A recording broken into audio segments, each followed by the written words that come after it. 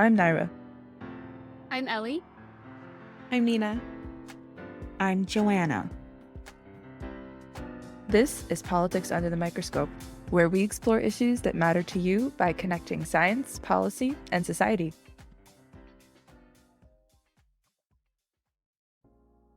Hey everybody, welcome back to another episode of Politics Under the Microscope.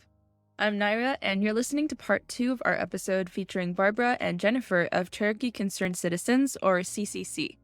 If you're new to this series, CCC was formed by residents of the Cherokee subdivision in Pascagoula, Mississippi. It's a fenceline community in close proximity to petrochemical and shipbuilding plants, and its community members' quality of life is severely affected by air, water, and soil pollution. Today, we will explore how they gather data about their environment using a citizen science approach, how they approach their local governing officials, the challenges they faced, and how you can support their mission. Thank you, both Barbara and Jennifer, for telling us your story and sharing with all of, the details about how your community is actually doing with this. One thing that Jennifer said earlier was when she was explaining, what happened and where these health problems seem to be coming from, you said we had to figure all of this out on our own. And, I take this piece, and I also take, what I found on your website through research, that you guys are engaging citizen scientists, right? So you're, equipping members of your community to actually collect data from the soil, from their local bodies of water, whatever it may be. And you're training volunteers to collect this data and actually, put it together to make a case for making change. And this is the first of its kind I've seen, just from my limited contact with nonprofits. And so I'm wondering, how did this idea come about? And what has been the impact? Has it been useful? And I'd love to hear what drove this. Yeah. Thank you for the question, because I think, citizen science is really, just as you said, like, it is the thing that is going to get us to our goals and what we need. The buyout and compensation that Barbara was talking about. And it started, a couple of things sort of happened at once, right? Like, I don't know which one came first, but like, we instinctively, people knew, like, you're sitting outside and your eyes are burning, your throat is scratching, scratchy throat. You're seeing the dust on the car and the smoke that's coming in your neighborhood, right? And so the question that people have is like, well, what's in the air? Like, what is this, right? And so it was just a intuitive leap to say, like, well, we need to figure this out, right? And so who do we reach out to figure that out? And that is the Mississippi Department of Environmental Quality, right? So each state has their own authority that is delegated from the EPA, right? And so we asked them, hey, test the air. Like, can you do that? And we asked them for 2 years, and they kept telling us no. And so we started talking to other communities along the Gulf South. The Gulf Coast is, when it comes to the petrochemical and oil and gas industry, like, it's huge here, right? And so there's lots of communities, environmental justice communities all along the coast. And we started to learn what they were doing. And one of the things that they were doing was testing their own air, testing their own soil and water, right? And so we started to get connected with some organizations that could help us do the training, that could donate equipment, right? One of the first things that we did was particulate matter sampling, and the particulate matter sampling, the mini-vol is like a $5,000 piece of equipment. We got that donated. And there's an organization that doesn't exist anymore, but Community Science Institute, that came down and trained. We had, like, I think 12 to 15 of us. Barbara and I were there being trained on how to take these particulate matter samples and how to use the mini-vol. And there's an organization called the Bucket Brigade that takes instantaneous grab samples. And so we were taught on how to do that. And yeah, so that's how it started. It was, I think, 2016, about 2 years into our organizing. And honestly, you might have to help me out with this, Barbara, because I don't remember, like, if it was soon after that MDEQ actually agreed to do testing. Or if it was like right before, like we were like, we're going to do our own testing. And then they're like, no, we will. Oh, yeah. And then they decide to try to step into the plate after we were like, okay, well, y'all, somebody going to teach us. We're going to do our own testing. And these are, we're going to send, we've done our own testing, had samples sent off. And of course, since we are not professionals, our numbers against their numbers were totally way off. Of course, theirs was right. And we did the same testing, but of course, theirs was right. We were told that as for even the air monitors, the closest one that we had is about, I need to Google that and see exactly how far Singing River Hospital is with the air monitoring. We smell bad chemicals. By the time it gets to that, it has depleted. I mean, you got to travel. You know, the wind is blowing. You're not going to smell that on the other end of the... Yeah, Singing River Hospital is in Ocean Springs, which is 2 cities away from Pascagoula. So probably about 15 miles, at least. And so, and that's what they kept telling us. The Mississippi Department of Environmental Quality kept saying the air quality is good, right? But what they use to do air quality, what they're using to measure, and the thing that Barbara's talking about is it's measuring for things like greenhouse gases. And it does measure for particulate matter, which was one of the concerns, but it was ambient air quality. And so if you know anything about that, there's a difference between ambient air quality and hazardous pollutant air quality, right? And so ambient air quality is not measuring for things like benzene. It's not measuring things like hydrogen cyanide and ammonia that Chevron is putting out. Yeah, it's measuring for particulate matter and like the sizes, but it's not measuring for what are the constituents of that particulate matter. Like we called it dust, right? They were like, what's this dust in our community? It's heavy metal. It's aluminum, beryllium, cadmium, calcium, iron, manganese, magnesium, potassium, titanium, silica. Like that's what's in the fine particulate matter. We tested it and we learned that the concentrations in every test we've done since on people's property has confirmed these same high levels of these same constituents in terms of particulate matter. Magnesium levels are extremely high. Really? I don't know how many people in this neighborhood has to take magnesium. Okay, this stuff is, I'm like, okay, y'all, we're inhaling this mess and it's just horrible. I mean, you know, it don't make sense. When the doctors tell you your best outlet is to move, okay, Mr. Genius, how am I supposed to move? How? You're 75 years old. You gonna pick up a bed and move it? Really? And where are you gonna go? Where are you gonna go? You got to find a house. Housing prices are ridiculous now. I looked at a little bitty small house, called a man and asked him about it. I couldn't even get my queen size bed in a bedroom, and he said $96,000. I said, where am I supposed to put my bed? In this a neighborhood that's killing people. And he was like, well, I didn't know we had problems with... I'm like, what planet do you live on, sweetheart? You're a real estate investor and you don't know anything about the place where you're sending people, you're selling a house in a neighborhood where people can't breathe. How smart is that? So, you know, it's sad, but it's the truth. I mean, it's fact. We have 200, they want houses in this area.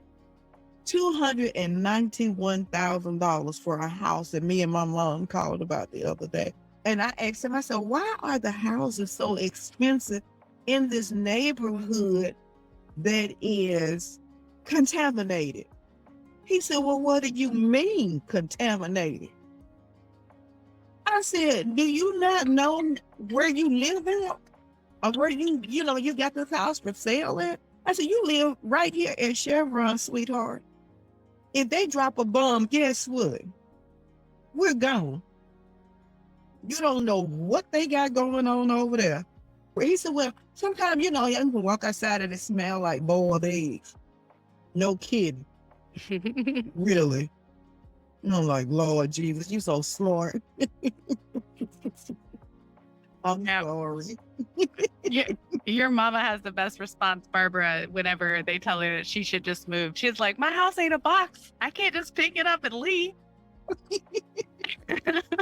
I mean, it's incredible. It's incredible to me, the responses you get, and you're getting all of these common sense recommendations, and it's not that easy and it's not that simple. And this really is a great segue into the next question, right? Can you tell us a little bit more about the demographics of your community versus Mississippi overall, and how do you think this impacts how people respond to you and how advocacy looks?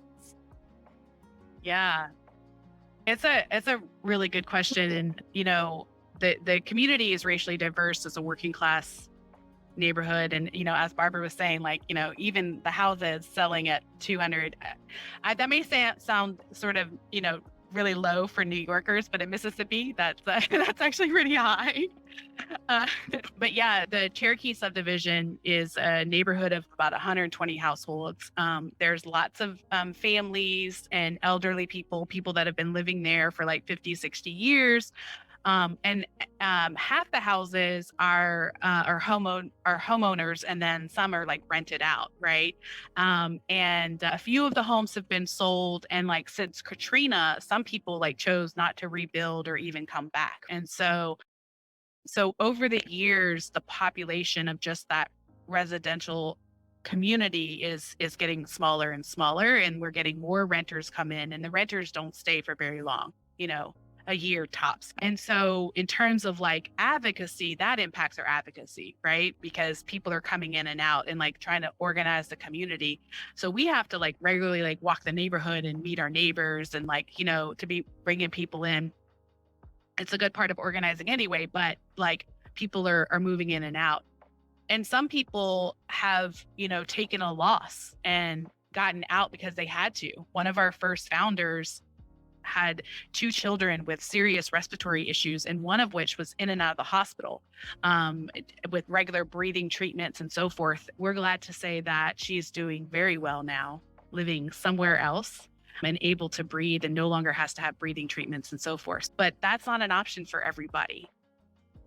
Some people that are 50 years into a mortgage, right? They raised their children and grandchildren there, and this is their home and their assets, right? So, and then, in Pascagoula, a lot of people work in the industry. So, there's the Chevron, there's the shipbuilding operations, VT Halter and Halter Marine and the First Chemical, so there's a lot of industry just in our backyard, but also there's some in the surrounding area in Moss Point and Pascagoula. And so, it's a big industrial community. And so that makes it hard to organize as well, because people are afraid of losing their job and causing trouble for industry that has like a lot of power and a lot of sway with elected officials and state agencies, right? And that, we heard industries use tactics like some of the employees were told not to talk to us. They were threatened with their jobs not to talk to us. We put up signs in the community about meetings, and they were told to take them down.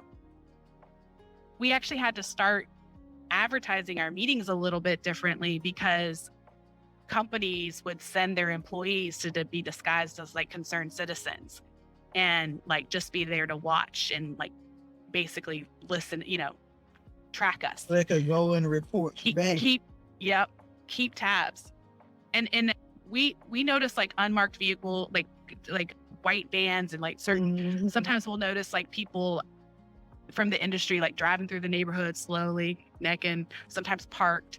Like, you really feel like you're being watched. I remember, what was that one meeting that we were at, Barbara, where like there was private security disguised in like khaki pants and stuff. Yeah, and that was another training that he wanted to see what was going on when we were at Dr. Chandler's building. Yeah. And we had this man come. We're like, who is this? And where did you come from? Who are you? And when he went to stumbling and mumbling, I said, okay.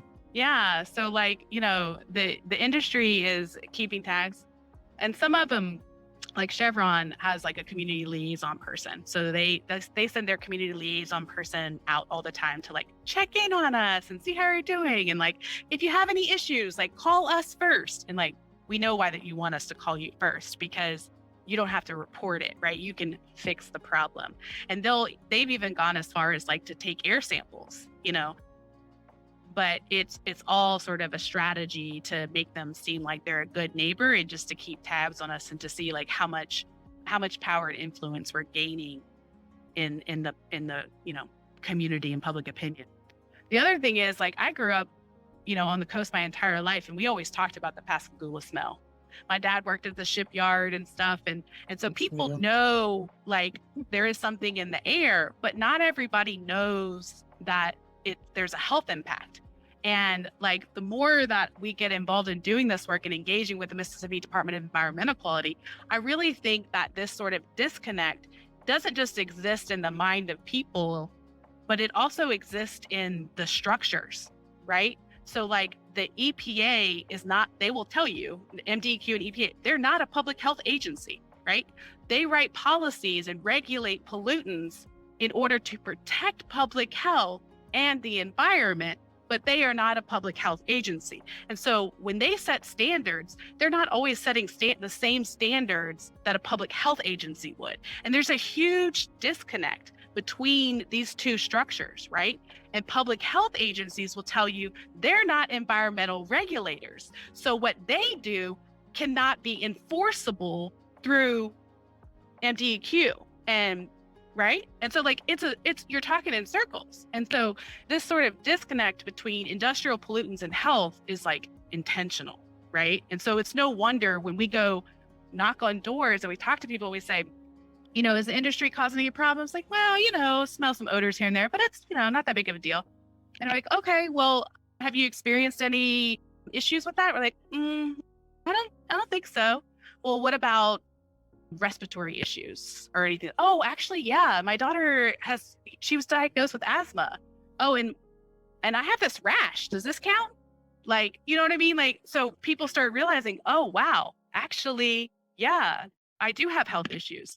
And then when they start talking to other people who also have health issues, they're putting it together and they're like, oh my gosh, this is, wow, I'm not alone in this. Yes, it's real, and wow, it could actually maybe be the industry, right? And so light bulbs start to go off. But it requires that type of direct engagement, and those types of conversations. And even then, it's an uphill battle to get people to engage further, just because of the influence that industry has in that political environment, right? And Mississippi is like a lot of other southern states. We are hostile to environmental regulations. There's a law in the books that says Mississippi state cannot pass a environmental regulation more stringent than EPA, right? So we can't do what California does and pass higher base standards.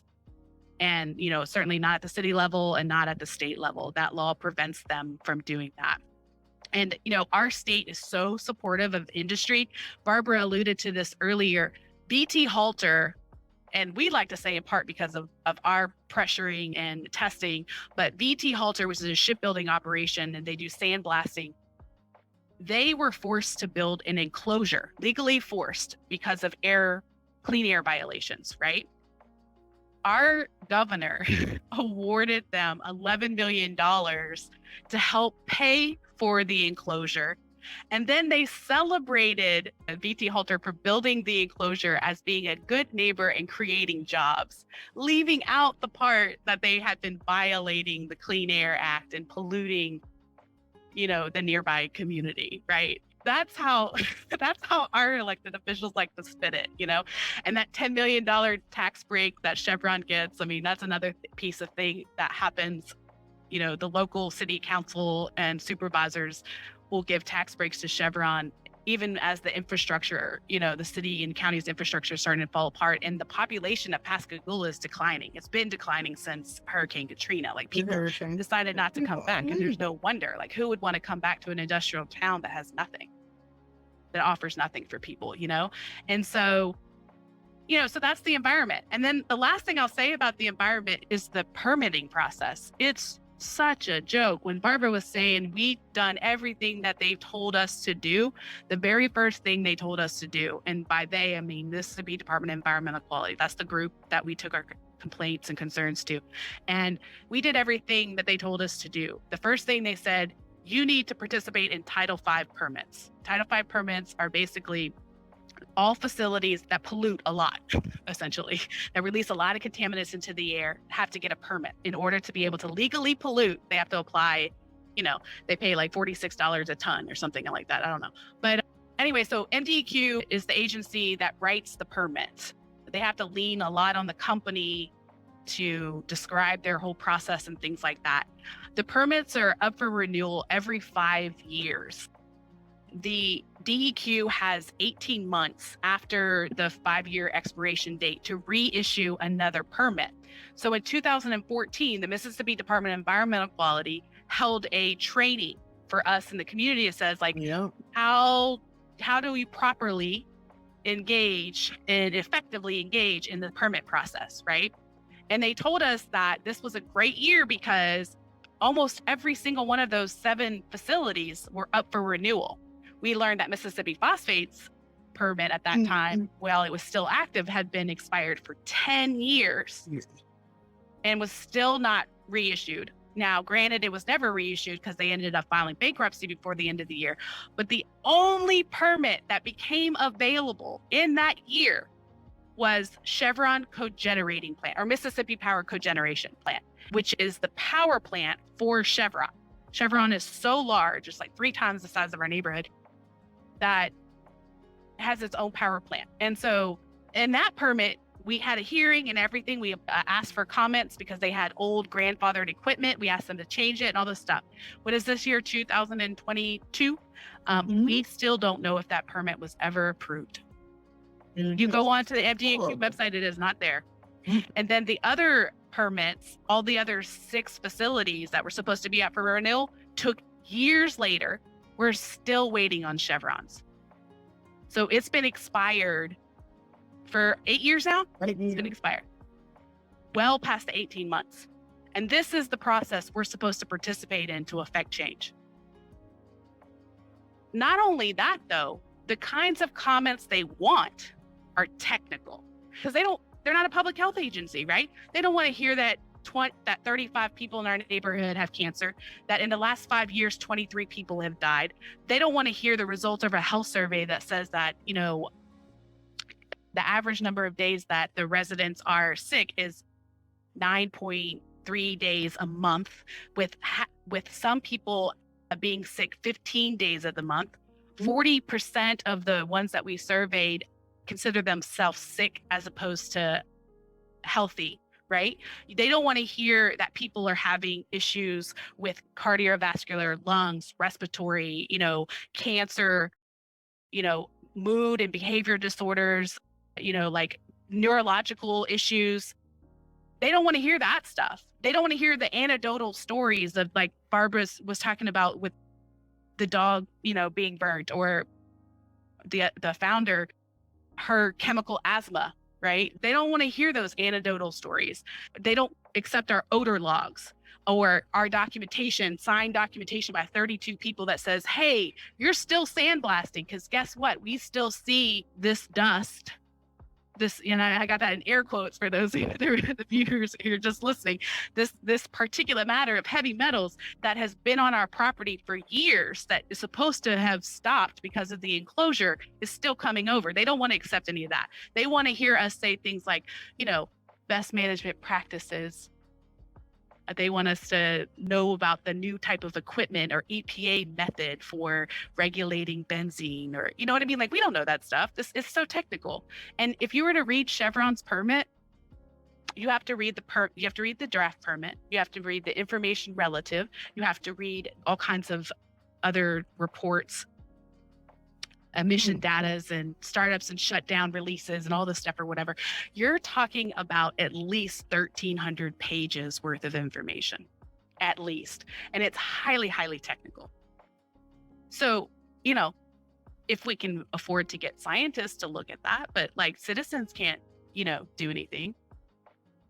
So like our ability to affect change through the public comment process for the Title V it's definitely not the way that communities can get what they need and be protected, the environment and their health be protected. And the last thing I'll say about that is the reason why we do still participate every single time is not because we actually think something's going to change, but to put it on record, because that's part of the legal strategy. And that's where the win is. Wow. Thank you so much for sharing all this information with us. And I think, it perfectly segues into the next question. Given all of the challenges that you've faced in the past several years, what can Americans outside of your community do to advocate, alongside your community for a better future and hopefully a better outcome? Well, there are several things.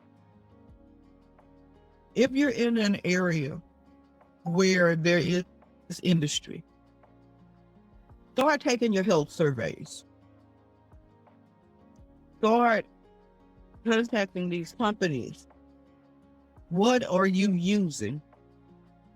I was thinking about some of the things Jennifer was saying, and one of the things that was in high volume of usage over here with them sandblasting those ships was Black Beauty.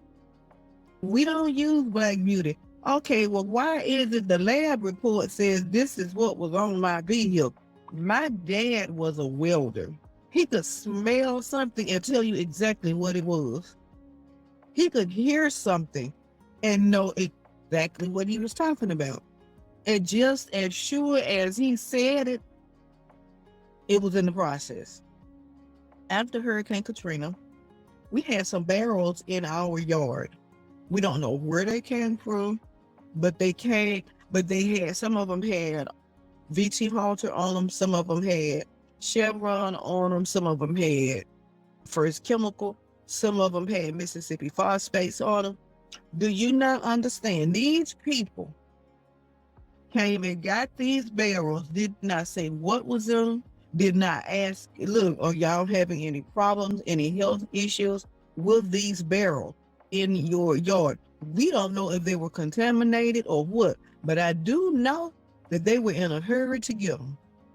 So that makes me say, okay, well, whatever was in there shouldn't have been on this property. If it should not have been on my property, I know it shouldn't be on yours. So again, they cover up what they want to cover up. We have taken test tubes of water drainage. Guys, get in your neighborhood. If the water is sleek and slimy and oily, get you a container. If it's a glass jar or plastic jar, write on the date, write the date and the time you collected the sample and where you collected it, and send it off. Start to do some things on your own, because they're not going to voluntarily help you do nothing. So you have to start on your own. Request your medical records. Request that, look, I'm having some nerve problems. I'm having issues with muscle spasms. These are all symptoms. Okay, tell your doctors what's going on. Start to look up what's going on or what are the side effects of inhaling too much benzene. If we don't educate ourselves, we've been blessed with Google. Google it. Hey, it can't hurt. Yeah. For somebody that's slow like me, Google will become your best friend. But you need to know, if you know 5 people in your neighborhood and you're living close to a facility that produces chemicals, look at these 5 people and see if they're having memory loss, see if they are continuously having muscle spasms, they're having mental issues, it causes confusion. These are chemicals these are side effects of chemicals that's being released. We a lot of times don't think about it. But when you start to look at it, and if everybody in that same area is having the same problem, Yep. You need to dig a little further. Go through the process of finding out who's over at MDEQ, EPA. Call your state senator, call your mayor, call your governor. Look, something stank. You need to come see what it is. That's just bottom line, So, these are things that go through my head. And there's a lot of gas trucks that's continuously flowing. Yep. I mean, it's a continuous basis. And all of them are not driving 30. Some of them big boys is running 60 and 70 miles an hour. Okay? Yeah. So, I agree with you, Barbara. I think getting to know your own surroundings and what you're being exposed to is a good place for people to understand and start. And I think one of the things that's important to know is that community air monitoring testing and public health assessments and things like that, those are not legal requirements for the EPA or DEQs, right? And so what kinds of changes would we see is if those were legally required, right? And how that would force accountability for these industries. And so that would be one thing that I'd like to see is environmental justice being taken seriously in a way that it currently isn't. And that cleanup, buyouts, relocations, health costs, and things like that are part of this plan. And that the new administration is, committed to environmental justice, but we don't hear them talking about relocations and legally requiring environmental testing and stuff. And the last thing I'll say is that, the best way, the whole point is that they're permitted to pollute, right? And so oil, gas, petrochemical companies, we need to transition. We need to transition away, right? And for our climate, for these Fenceline communities all across the nation. And so, advocating for a green economy, justly sourced renewable energy, things like that are part of helping in the long term for, communities to live a better, healthier future. So start learning in your own community, fight for environmental justice and green economy. Thank you to the members of Cherokee Concerned Citizens for taking the time to interview with us. In this episode, we learned about the experience of a Fenceline community and the challenges they face in fighting for environmental equity. To learn more about their cause and how you can help your community do the same, please visit our resources page at politicsunderthemicroscope.com. See you next time.